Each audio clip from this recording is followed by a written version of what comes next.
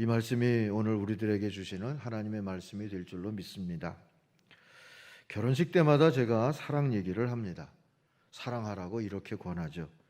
사랑을 말하면 흔히 내가 받는 사랑을 생각하기 쉬운데 사랑은 주는 겁니다. 성경도 그렇게 말하고 또 어른들도 그렇게 말합니다.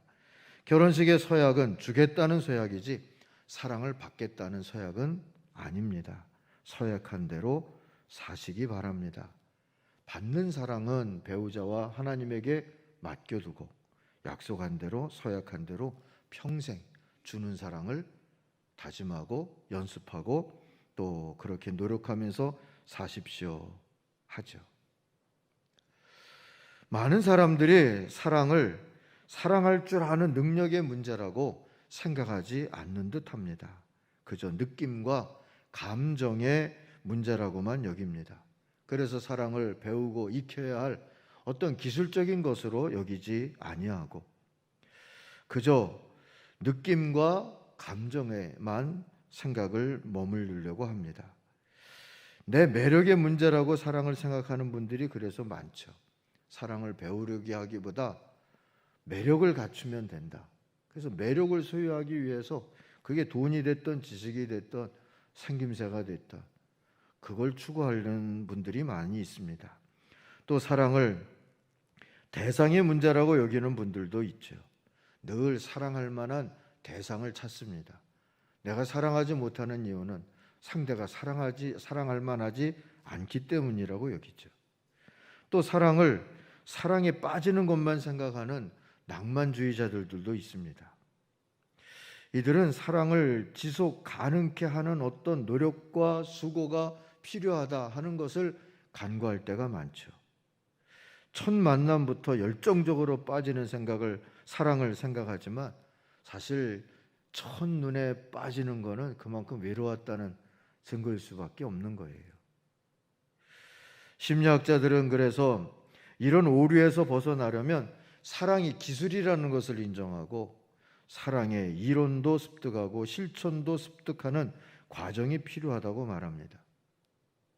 이론으로 따지면야 오늘 우리가 사랑장이라고 일컫는 이 고린도전서 13장만한 게 있겠습니까?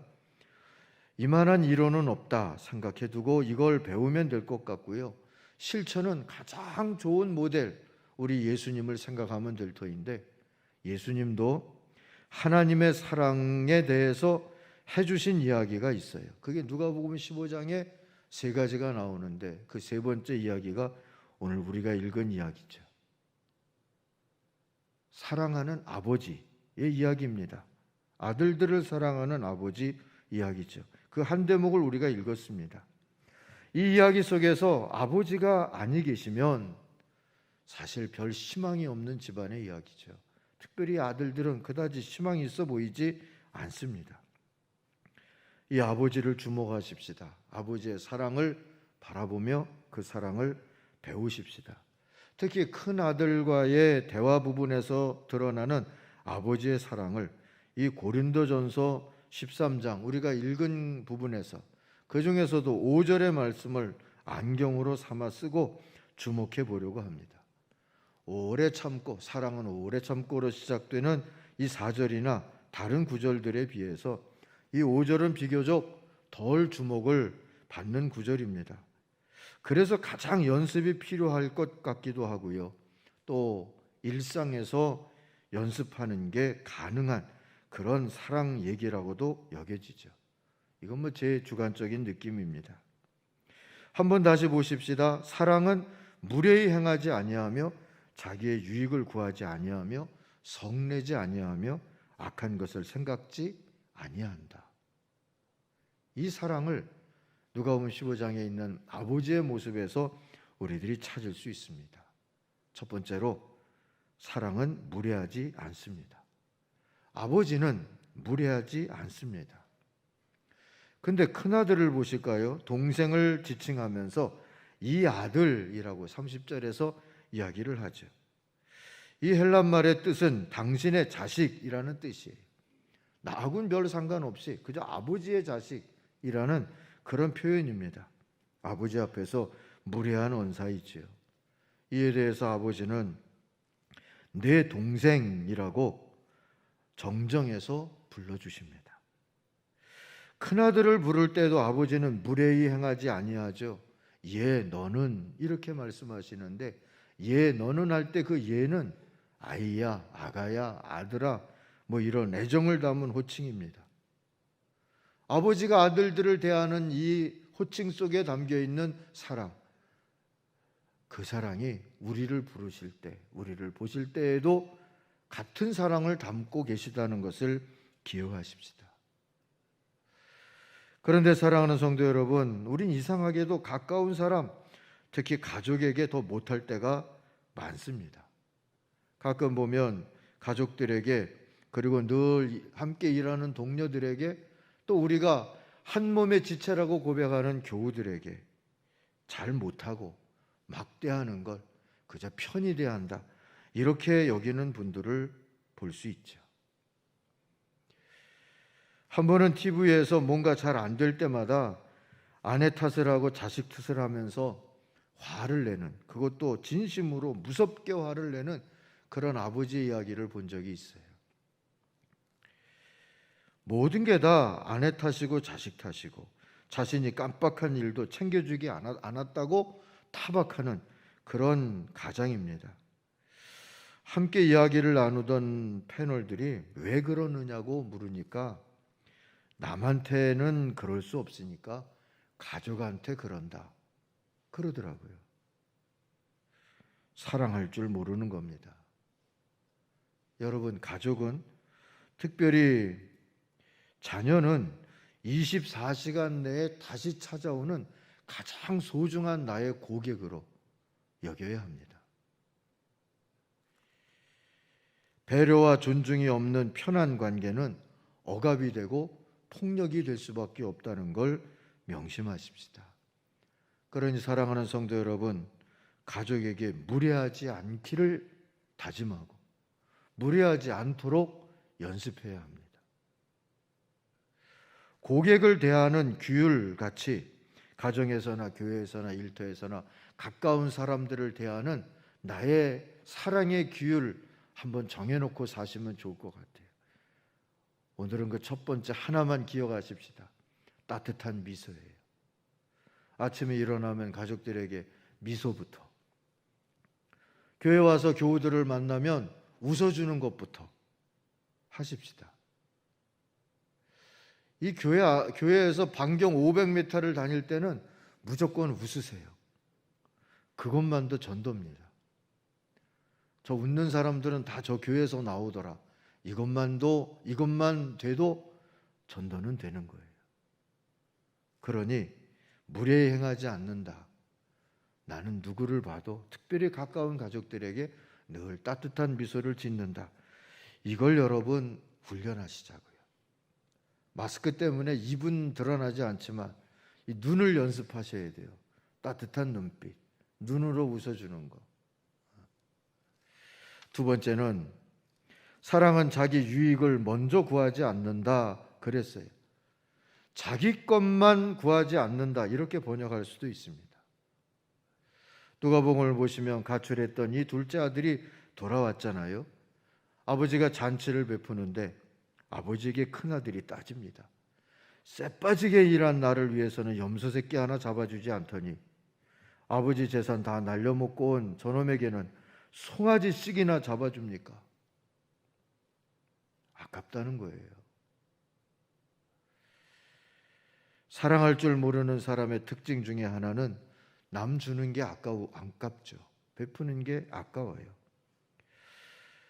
남의 입에 들어가고 남의 주머니에 들어가고 남이 사용하는 걸 보면 다 아까워요. 배가 아프고 시기가 나죠. 반면에 사랑할 줄 아는 사람은 주면서도 아쉬운 게 많아요. 더 좋은 걸 주고 싶은데 뭐 이런 거죠. 오래전 돌아가신 어머니를 생각하면 가끔 궁금해지는 게 있습니다. 어머니는 아침상에 계란을 이렇게 올려놓으면 아버지 거, 제 거, 누나 거 주시는데 어머니 건 없는 날이 많았어요. 어머니 왜 안 드시냐고 그러면 나는 안 먹어도 된다. 아, 어머니는 달걀을 안 먹어도 되는 분이구나. 나중에 생각했는데 지금 생각해 보면 정말 안 먹어도 되는 분이었을까?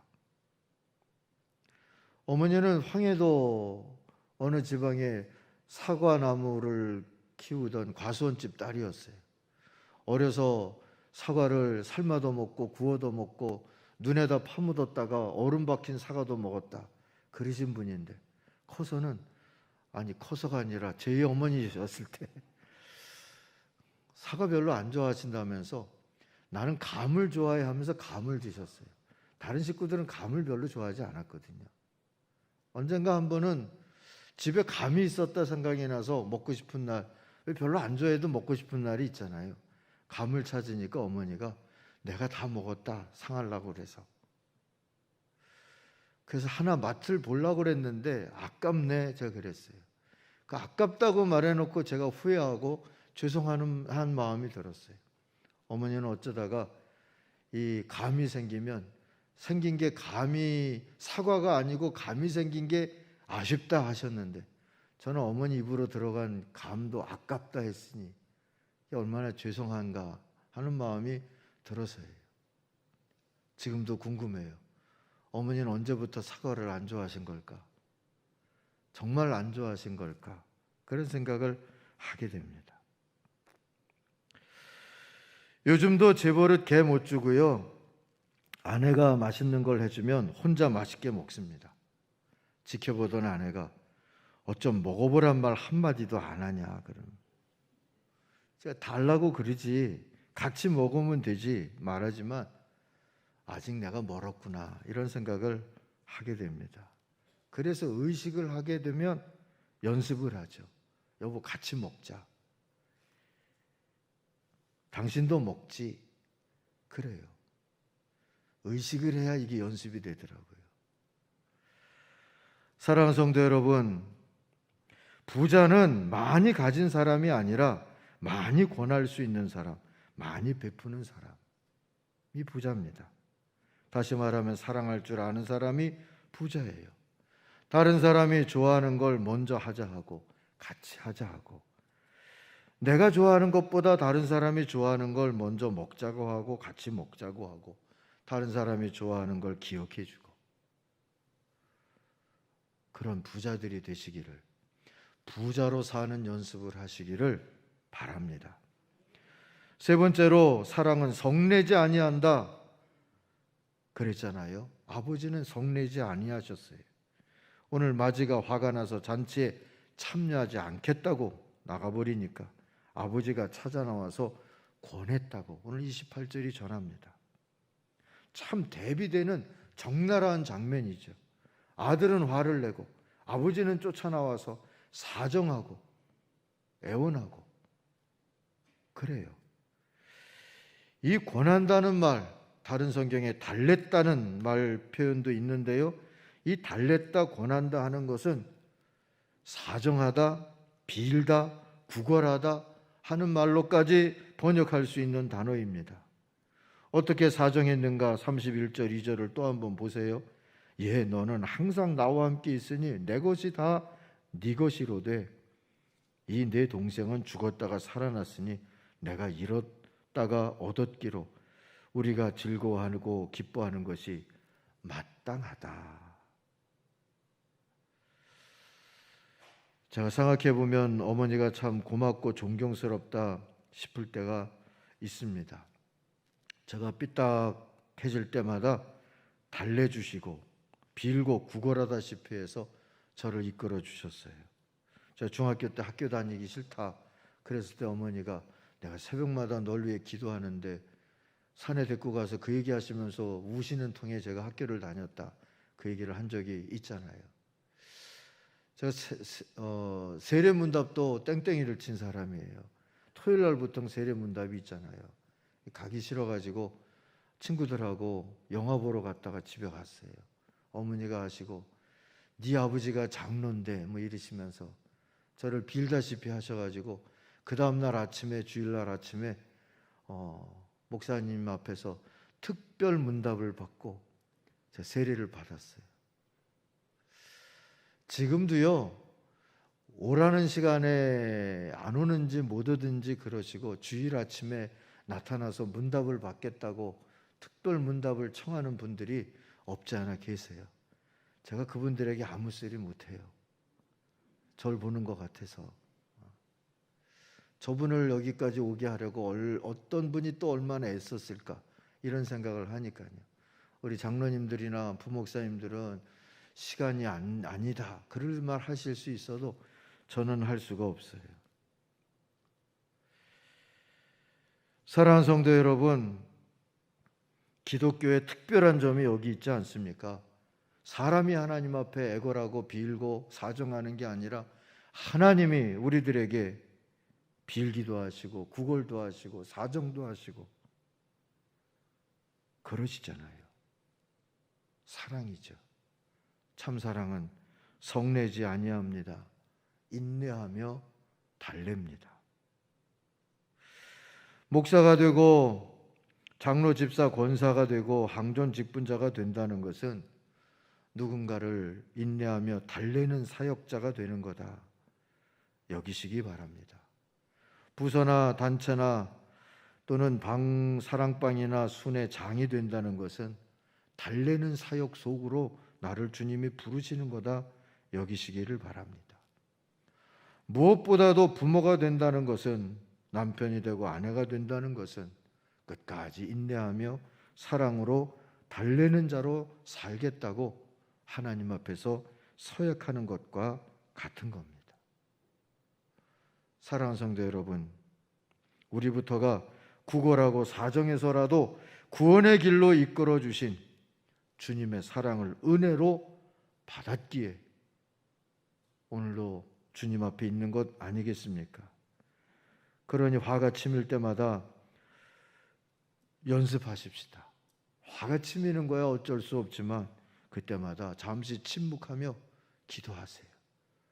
하나님, 이거 터뜨리기 전에 인내하고 사정할 수 있는 그런 사랑을 주십시오.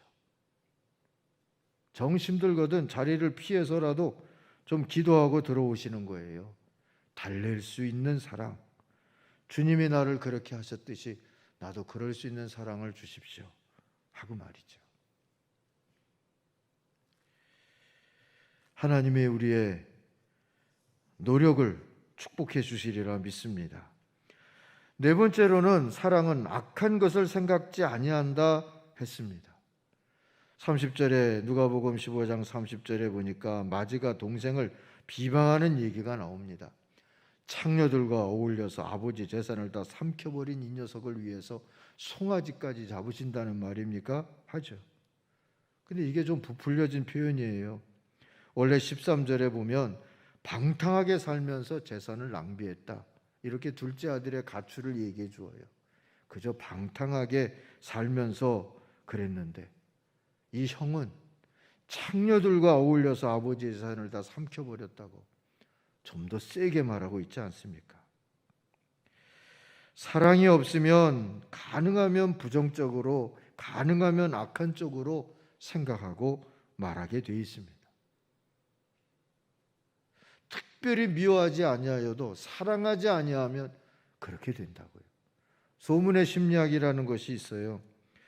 현미밥을 싸들고 다녔던 친구 목사님이 있는데 그만뒀대요. 왜 그만뒀느냐 했더니 금방 당뇨병이라고 소문이 나는 바람에 그만뒀다 그래요. 우리 교회 장로님 한 분이 입원을 하셨는데 동네 목욕탕에 가셨던 권사님이 그 장로님 돌아가셨다고 들었다고, 돌아가셨냐고 물으시더라고요. 그래서 제가 그냥 잘 회복되고 계시다, 장로님 오래 사시겠다 그랬어요. 사랑이 없는 세상은 소문이 무성해지고 소문이 세지고 때로는 소문으로 사람을 죽게도 합니다. 그러나 누가복음 15장에 이 아버지는 착한 생각을 하고 착한 말을 하고 이왕이면 불쌍히 여기시죠. 24절을 보시면 나의 이 아들은 죽었다가 살아났고 내가 잃었다가 되찾았다. 이게 아버지 마음이에요. 죽었던 아들이 살아오고 잃어버렸던 아들을 되찾은 그 마음이라는 거죠. 32절도 나오고 그렇게 말씀하시잖아요. 너의 이 아우는 죽었다가 살아났고 내가 잃었다가 되찾았으니 즐기며 기뻐하는 것이 마땅하지 않겠느냐 하고요. 사랑하는 성도 여러분, 사랑은 좋은 소문의 진원지가 되는 거고 나쁜 소문에는 스펀지가 돼주는 겁니다. 또한 사랑은 좋은 것만 기억해주고 나쁜 일은 잊어주는 겁니다. 사랑은 또 좋은 면을 보고 칭찬해주고 미숙한 면은 감추어주고 기다려주는 겁니다. 이런 사랑을 받을 때 사람이 자라나는 거예요. 이런 사랑이 있는 야구단, 축구단에서 젊은 선수들이 자라죠. 사랑할 줄 아는 스승에게서 청출어람 제자가 나오는 거고요. 사랑할 줄 아는 교회에서 사람이 자라나고 익어가는 줄 믿습니다. 고린도전서 13장 이 사랑의 이론에 아들들을 끝까지 사랑하는 이 아버지의 모습을 넣어보면 하나님의 사랑이 보입니다. 4절부터 7절에 고린도전서 13장 4절부터 7절 말씀에 그래서 사랑 대신 하나님을 넣어서 한번 읽어보겠습니다. 하나님은 오래 참고 친절합니다. 하나님은 시기하지 않으며 뽐내지 않으며 교만하지 않습니다. 하나님은 무례하지 않으며 자기 이익을 구하지 않으며 성을 내지 않으며 악한 것을 생각하지 않습니다. 하나님은 불의를 기뻐하지 않으며 진리와 함께 기뻐합니다. 하나님은 모든 것을 덮어주며 모든 것을 믿으며 모든 것을 바라며 모든 것을 견딥니다.